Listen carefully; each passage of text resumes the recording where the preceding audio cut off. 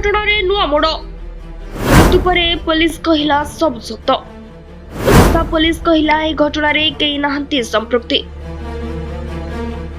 Baleshwar FM छात्री आत्मदाह घटना मनरू न लिभु बलंगा पीड़िता मृत्यु घटना जो समग्र राज्य में चांचल्य खेली जाइछि। ए घटनार खोलताड़ करने को पुलिस जोरसोर तदंत आरंभ करथिला। तेबे एथिरे अन्य कहार संपृक्ति नाही बोली पुलिस स्पष्ट करछि। Odisha police social media X ray एही बड़ सूचना दैछि। ओडिशा पुलिस कहिछि वर्तमान तदंत शेष पर्यायर पहुंची सारिछि।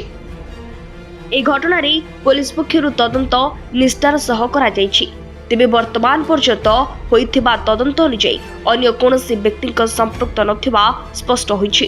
घटना दिन पीड़िता प्रथमे उद्धार करथिबा व्यक्ति बयान अनुଯାयी 3 युवक गाड़ी रे आसी पीड़िता उपरे केरोसिन ढाली निया लगाई दैथिले। एने पीड़िता जनक तांको कहिथिबा से पुलिस सम्मुखरे कहिथिले। याको आधार करी पुलिस तदंत आरंभ करथिला। बहु वरिष्ठ अधिकारी घटनास्थल को जाई छानबीन करबा सह साइंटिफिक टीम मध्य तनतन जांच करथिला। तेबे घटनास्थल एक मुदी मिलिथिबा बेले ताहा कहार केउठी आसिला ताहा उपरु अद्यवधि पर्दा हटि पारिनी। Bureau report ETV Odisha live.